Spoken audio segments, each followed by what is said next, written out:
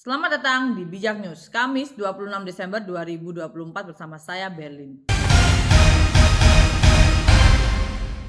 Informasi pertama, Menteri Imigrasi dan Pemasyarakatan RI Agus Andrianto menegaskan komitmennya untuk menghapus pungutan liar dan penyelundupan narkoba di lembaga permasyarakatan sebagai bagian dari reformasi birokrasi dalam kunjungan kerjanya di Lapas Kelas 2B Warung Kiara, Sukabumi, Selasa 24 Desember. Agus menekankan perlunya komitmen dari petugas lapas dan pengawasan yang ketat. Ia mengingatkan bahwa jika ditemukan petugas terlibat pungli atau penyelundupan narkoba, mereka akan dipecat secara tidak hormat. Agus juga menyoroti pentingnya mencegah peredaran narkoba yang dikendalikan dari dalam lapas. Sebagai langkah awal, 313 narapidana terpidana mati dan seumur hidup dipindahkan ke Lapas Nusa Kambangan untuk memutuskan komunikasi mereka dengan jaringan narkoba. Pemindahan ini akan terus dilakukan untuk memastikan bahwa narapidana yang terlibat peredaran narkoba tidak lagi dapat mengendalikan aktivitas ilegal tersebut dalam penjara. Selanjutnya, KPK mengungkapkan sebagian uang suap yang digunakan Harun Masiku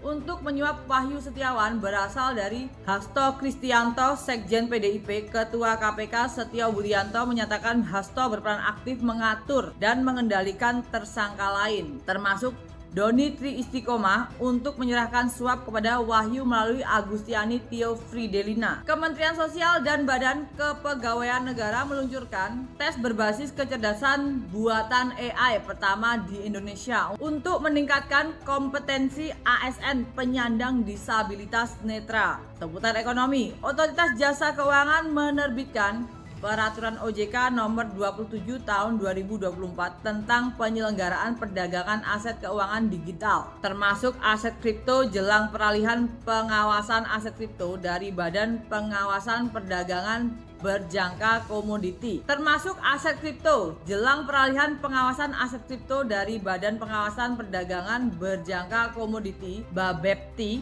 pada Selasa 24 Desember. Beralih ke daerah, sejumlah kawasan di Surabaya dilanda banjir pada Selasa 24 Desember 2024 setelah hujan deras mengguyur sejak pukul 15.00 hingga mereda pukul 20.00 waktu Indonesia Barat. Wali Kota Surabaya, Eri, mengungkapkan kawasan Surabaya Selatan mengalami banjir terparah akibat intensitas hujan tinggi, dengan Sungai Wonorejo dan sungai besar lainnya meluap karena kapasitas terbatas. Informasi luar negeri, Afghanistan pada Selasa 24 Desember menuding militer Pakistan melakukan serangan udara di Provinsi Paktika bagian timur yang menewaskan dan melukai sejumlah warga sipil, kebanyakan pengungsi dari Waziristan. Serangan ini diklaim sebagai yang kedua setelah insiden serupa pada Maret lalu yang telah diprotes Kabul.